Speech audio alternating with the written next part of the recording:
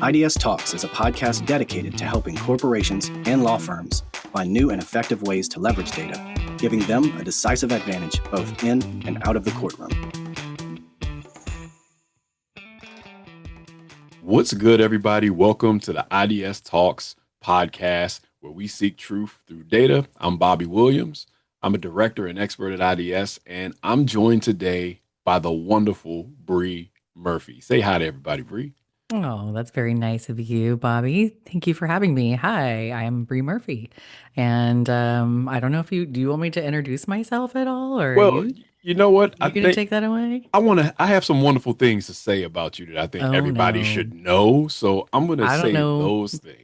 You guys, you can't trust this guy. Look, I don't we'll, know. we'll see. You might feel differently about that after I give your bio. So Bree is a consultant at Extero. She's a senior consultant there. Extero is a good company that we actually do some business with. She works to drive excellence through her involvement with ACEDS, where I believe Houston is your home chapter, if I'm That's not right. mistaken. She works to drive inclusion and empowerment with women in e-discovery, and she is one half of the duo, the e-discovery chicks, which I'm certain we will talk a little bit more about later I hope on. so. Now, to the listeners, these would all be wonderful reasons to have Bree join us on the podcast today. But it occurred to me to invite Bree when a very special thing happened in December. I was excited to welcome Bree to a very select group of people in our e-discovery community. And I want you all to just consider these ideas, consider these concepts. The concept of service and sparkle, promotion of individuals, inspiration, respect, integrity, and teamwork with mentorship. So each year, our community identifies people who embody these traits, and then we honor one of them with the Gail O'Connor Spirit Award. Gail was a shining example of spirit for those of us who knew her and knew her legacy, and Bree is our newest honoree. So congratulations, Bree, and again, welcome to the podcast. Well, thank you so much. It was the greatest honor to receive this award. And of course, following in the footsteps of some people I really admire, like yourself included.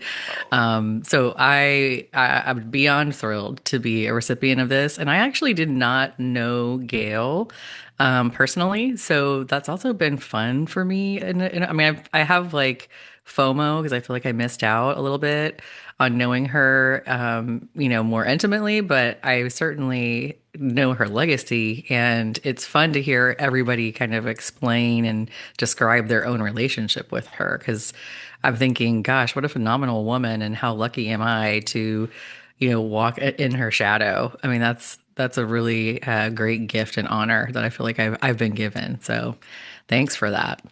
Yeah, well, look, like I said, I was excited. I know we met fairly recently. We were at Techno Security West, and we had an opportunity to share time with a bunch of awesome people that I think we both already knew but didn't know each other. And I have found that winning this award for me has introduced me to a lot of awesome people that I didn't know before. My co-honoree last year, Stephanie Clerkin, we have had a lot of subsequent great talks and interactions, and have even done a little bit to try to promote the award so that people know more about Gail and her legacy. So it's got to feel good to know that, to hear people speak so highly of her and then feel like they see those same traits. It's intimidating too. I mean, to be honest, I'm like, oh gosh, I got big shoes to fill, man. I got to shape up. But, I think it's cool that as small as our community feels sometimes, to know that we're growing and that we're expanding and how diverse we are as people. We're all over literally the world at this point. And it's fun to get to see each other kind of boost each other up and try to I guess live our lives in a way that's true and authentic and can call the attention of somebody with a legacy like Gail. I mean, that's certainly something to shoot for. I don't know if I've accomplished it yet, but I appreciate the encouragement and we'll keep trying. Well, I mean, I think that's an important point, right? Like I think you don't really recognize when you're being awesome to people. You're just trying to be a good person. Like you're just making your best efforts to be a good person and be yourself and be nice to people and, not be a bull in the china shop of social interactions, right? Hmm. And, you know, what we see as ordinary, other people like they feel like they don't get enough of that in their interactions with folks in the world. But one Hmm. thing I do notice is that even though only one or two people are honored with the award each year, there's always a bunch of finalists. So, Oh my gosh. And and those then, finalists are yeah, amazing in their and own right. Like yeah, yeah, I went through the list and I was like, whoa, like these everybody deserves it. Like want yeah, to be like yeah. Oprah and give everybody the award, you know? I had that feeling. I was like, when I saw the list, first of all, when you get nominated, you're like, what? It Hmm. comes out of left field. And then, you become one of the finalists and you look at the list of finalists, you're like, oh, well, pressure's off. I'm not going to win this award. Exactly. When you look at the list of the Exactly. finalists, a lot of people didn't know this, Bree, but when we started going through this cycle of nomination and the finalists, and finally you winning the award, um, I shared when we started going to that cycle on social media that I was actually having a really rough time in the last cycle when I received the honor. I am not a person who experiences a ton of self doubt. That's not generally in my personality makeup. Generally feel like, oh yeah, I can try this, I can do this, no problem. Hmm. But I, had made some career transitions, and so as a result of that, I started trying some new things, and I wasn't hitting home runs initially, and so I had a lot of self doubt at the moment when I received this honor, and it was huge for me, like to feel like even if like I felt like I wasn't being successful in some parts of my life, the most important part of my Hmm. life, how I interact with people, I was being successful, even if I wasn't really aware that that was happening. So I'm wondering, like, what was your experience like when like, the moment you learned that you were the winner of the award? Like, you're no longer comparing yourself to the finalists and assuming you're not going to win. Like, it's you. What was that Yeah. moment like for you? Well, I'm not, I mean, I'm always somebody who's going to have something to say about everything. I mean, I'm not always right, but I always have an opinion. And especially if I'm close to you, I will always be running my mouth about something, right?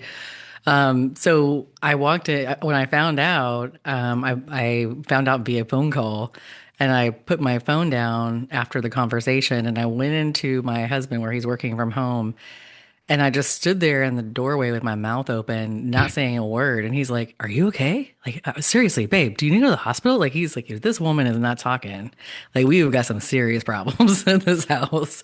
I'm like, "I can't, I think there's been a mistake, babe. Like, I don't even know why, how." Like, and he's like, "What are you talking about?" So I had explained to him, and I'm showing him all these people that were nominated. I'm like, "There's no way. Like, they must have a typo. Like, should I call back? Like, I don't know."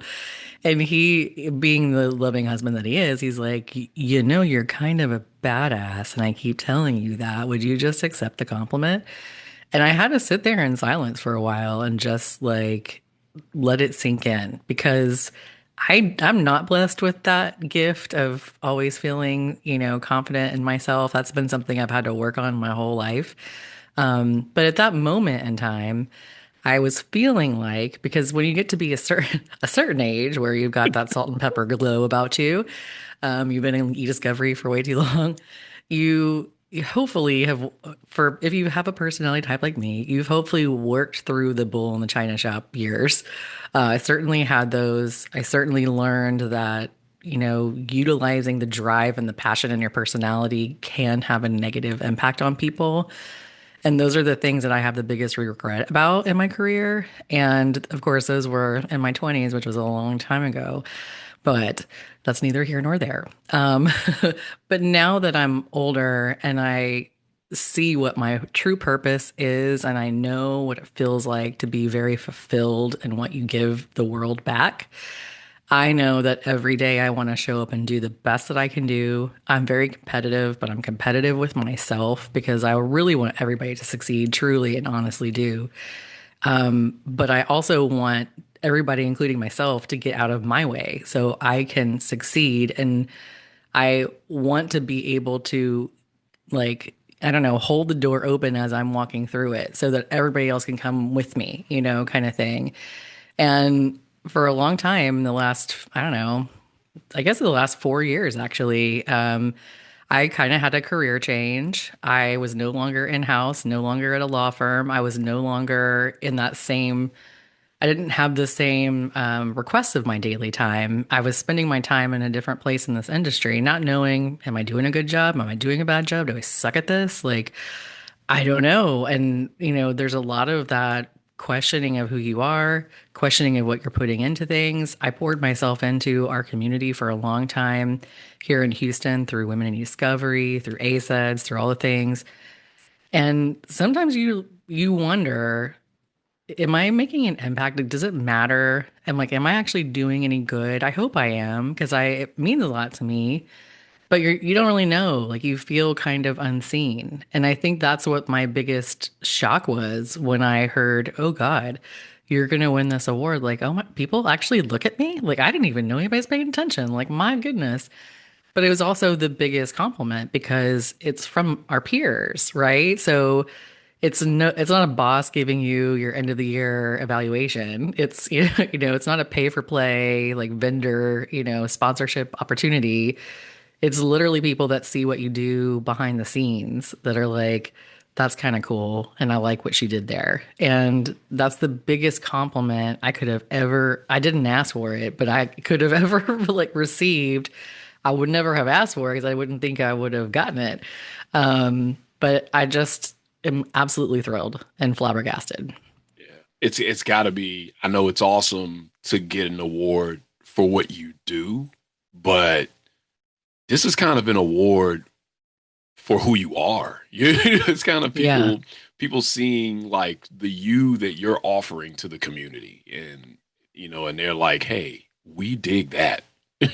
Let's shine a spotlight on this person, and let's have more of this." This is You know what's so funny about that too is that if you are hyper self-critical like I am and a perfectionist, you tend to see only the bad things that you do. And every day I'll go to bed thinking like, God, I should have done this, I should have done that. Like, why did I? Ugh. And when people are looking at you and going, "Hey, I wouldn't put a spotlight on that," to use your words, you ask yourself the question, well, if everybody else can see good and if everybody else can see positive, then maybe it's time that you settle down and you see that, and believe in what you're doing and just know that what you're doing is right and it's impacting people in the right way. And I'm like, oh, okay, I guess I can try to do that. But it's a lesson for me personally, for sure.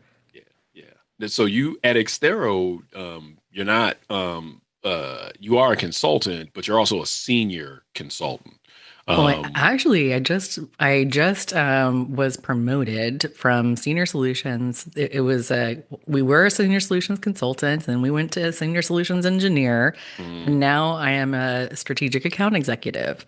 So I am getting to be more involved with our clients, and I do a lot of consulting as part of my role, which is my favorite part of my role. yeah. But yeah, that's what I'm doing on the day to day at Xtero. So, people hear phrases like, or terms like senior, they hear terms like executive, like in your current title.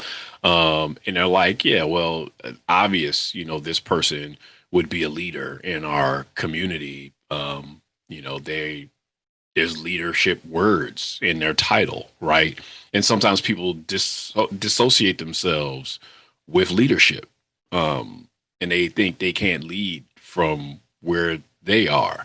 But I'm wondering if you have some thoughts on that. Like, you know, what what does someone else do if they want to have an impact on their community, but they don't have like a formal authority? Yeah. Well, I think, first of all, I'm not really ever been into titles because if you've been around long enough, you know that they kind of don't mean anything to some extent. But, um, I think that understanding that you can be a leader wherever you're planted is one of those lifetime realizations that we all need to make ourselves be aware of. I started kind of understanding this as a paralegal when I was, working in law firms here in Houston where I live.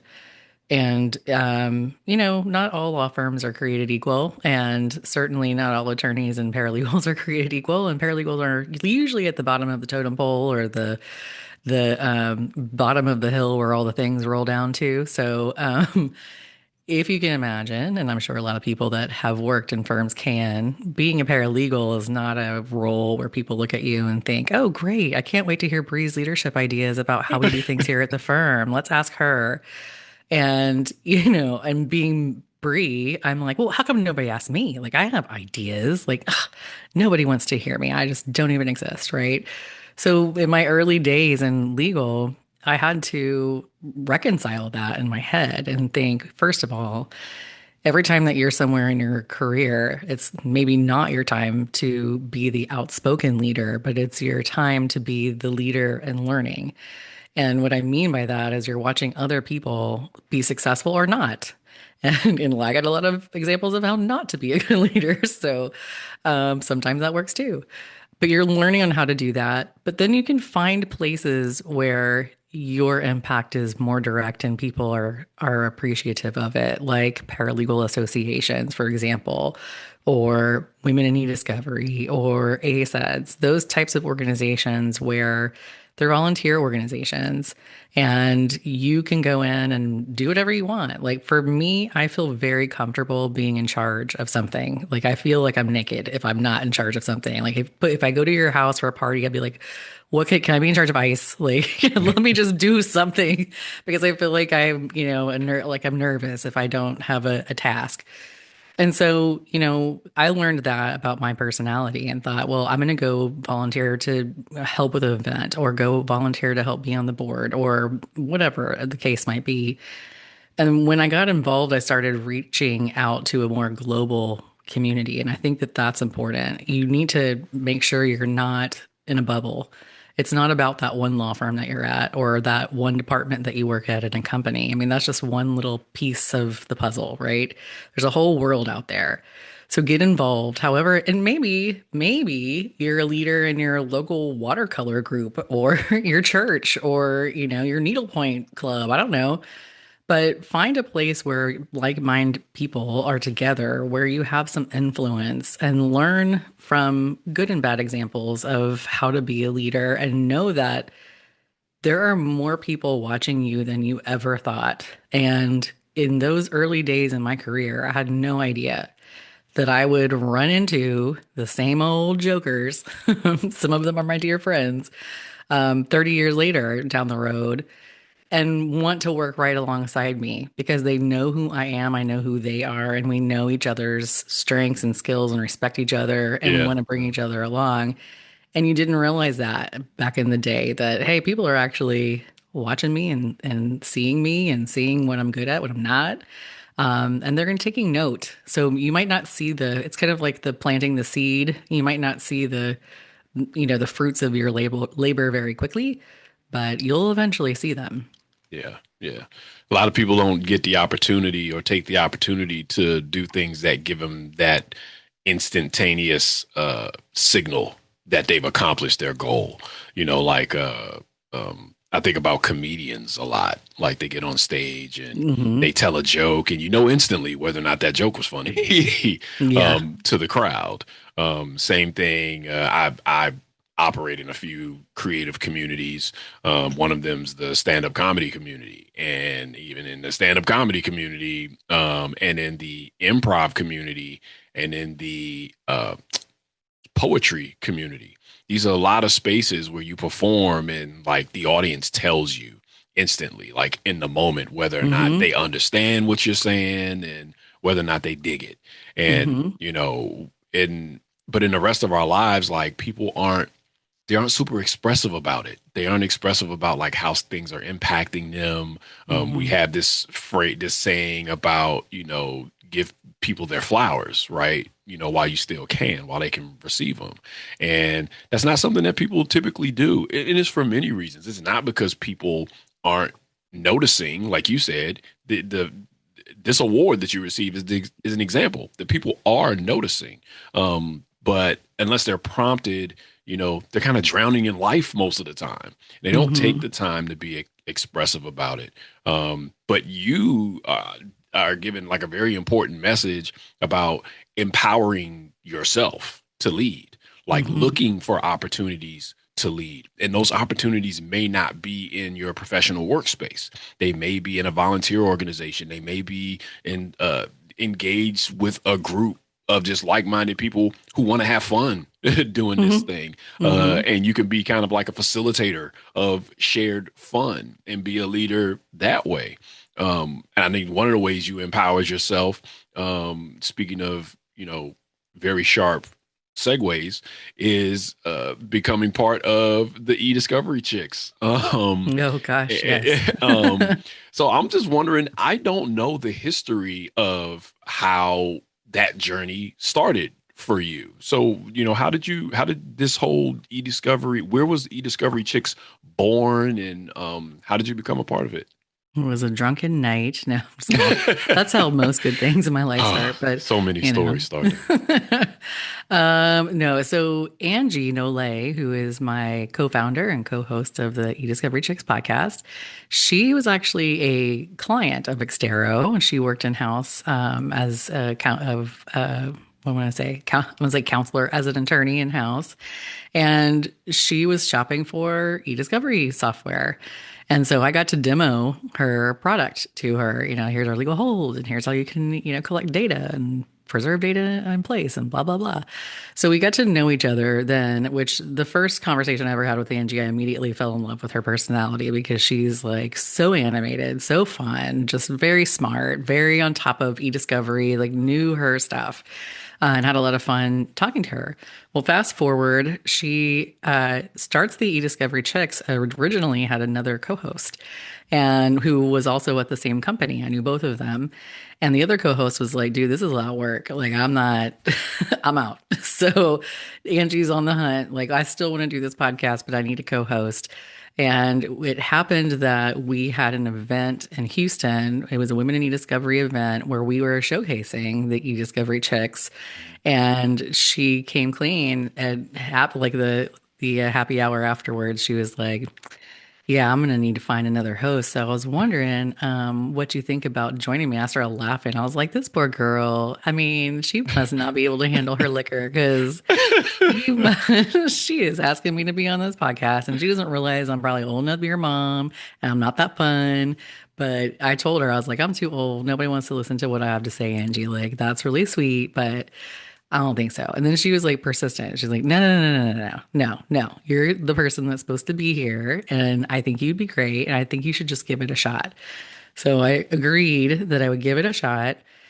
And, in my past, a long time ago, I was a radio DJ in college at three different radio stations. And so I did a lot of talking on air and I edited audio, but back then it was like reel to reel audio Right, and right. things like that.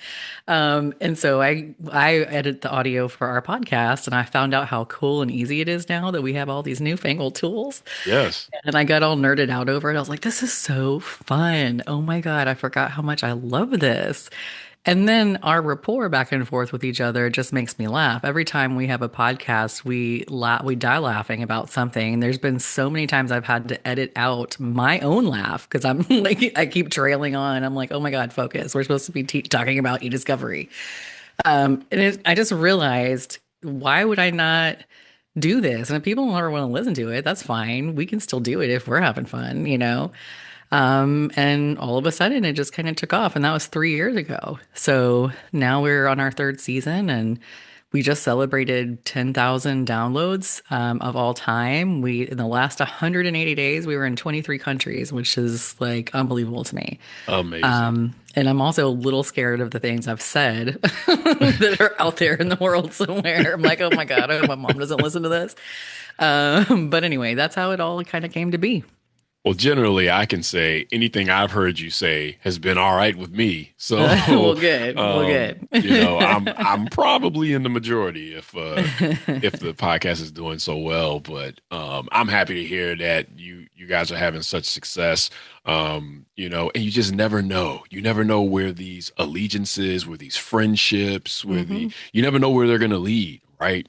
That's kind of why you have to be open to Yeah. Well, and receive what it's people have for you. one of those things about being a leader is that, and I kind of would challenge everybody to like define what you think is a leader that you resonate with, because that means something different to all of us. And Yeah. Angie and I, for example, we have totally different personalities, and our strengths are very different than one another in some ways, which is a magical duo for what we do together because we kind of pick up where the other one, puts it down. So that works out. But for me, I realized early on in my life, well, my mom would tell you 18 months old that I love to talk and I love to present and I love to sing and I always feel comfortable in that role. I let nerves get on to me and insecurities get into my head many times in my life, but I kept pushing through it because I was like, I know this is what I'm supposed to do. Like, you just get that gut feeling. It's like, I know this is part of like my job. Like, I'm Yeah. supposed to be the one doing this. Yeah. And when you feel like you have a purpose like that, there's a reason you were given it. And generally it is to give you a platform to boost other people up. And that's exactly what Angie and I see the podcast as. We both were given a gift and abilities to do something that gives us a platform, and it gives us so much joy to be able to bring people onto the podcast and be like, look at them, aren't they badasses? Like, this is so cool, and help other people succeed. And they help us. I mean, we learn something every time we Yeah. have guests on there. So it's been so much fun. And we do it just in our spare time. And, we don't get paid for it. It's just like we just do it because we love it. And we both have the same mission with it. So, Oh, that's phenomenal. That's phenomenal. You got to find your fun. You got to find your yeah. fun. And to do it in a way where you can engage with the community to help other people experience that fun and share the fun with you. Hmm. This is, plug for everybody who, wants to see how Bree and Angie get down, check out eDiscovery Chicks. Oh, thanks. I think that's it's wonderful. I want you to keep it up. I want you both to have success. If you have anything that you would like any of our listeners to walk away from today's podcast episode what do you want to share with the people that they should have as a takeaway? Well, I think this resonates really well with the Gail O'Connor Spirit Award because she was all about being herself. Herself was, what was it that you said? Glitter? You described it earlier. It was like Oh, sparkle. That's what it yeah, was. yeah, yeah. I think about Sparkle, glitter. sparkle, Yes. sparkle. So she had her own version of what being herself looked like and using it to help empower our community and other people. And so my takeaway for you would be to ask you, what is it about yourself that makes you uniquely, wonderfully you? Because for so many years, I tried to fit myself into a box of this is what attorneys value, this is what my law firm values, and that's what I need to strive to do to be successful. And then it was this is what corporate America values, this is what my general counsel values, and this is what I need to be successful. And then all those things fail you because you get lost in everybody else's expectations. And the real question is, what is it about Bree Murphy that is unique that she can provide wherever she's planted so that she can be the leader that she was designed to be? And that's a different answer for all of us. And so when Angie asked me to be on the podcast as an example of like, Bree, get over yourself and just be yourself. Like, that's going to be the thing that people want to listen to. And I still can't believe it. I'm like, God, are they like bored? Like, what is happening in the world today? But it's true. It's like when we can just be ourselves, it's like a magical thing that other people are attracted to. We all want that, especially in the world of AI, where everybody's using all these chat GPT and whatever to be the same or to be better, to all have the same look. It's like, bro, be you because you are what makes it special. And me and Angie are different on an age. We're different in religious values. I mean, we're different in a lot of different things. But because we both share the mission of we want to make this community accessible for all people, we want to use e-discovery to touch hearts, to grow people, to empower people to be their greatest selves. We share that fundamental core belief with one another. We both brought ourselves vulnerably to the community, trying to promote that in hopes that everybody else will do the same. Because then when we do, we become better as a whole. So I guess that would be what my parting thoughts are. Well, having met Angie also at Techno Security West, I can vouch for our listeners that she's also very, very cool and an awesome member of our community. Bree, I'll simply say that, any doubts you may have about your specialness, you should just know as a recipient of this award, our community feels that you are. And you being yourself and identifying the ways that you want to lead, I think you're having success as far as our community goes. So again, Bree, thank you for joining us. Congratulations again on the award. And thank you all for listening to the iDS Talks podcast. We really appreciate the attention and the support. If you want to learn more, please visit ids.com, or you can connect with us on LinkedIn.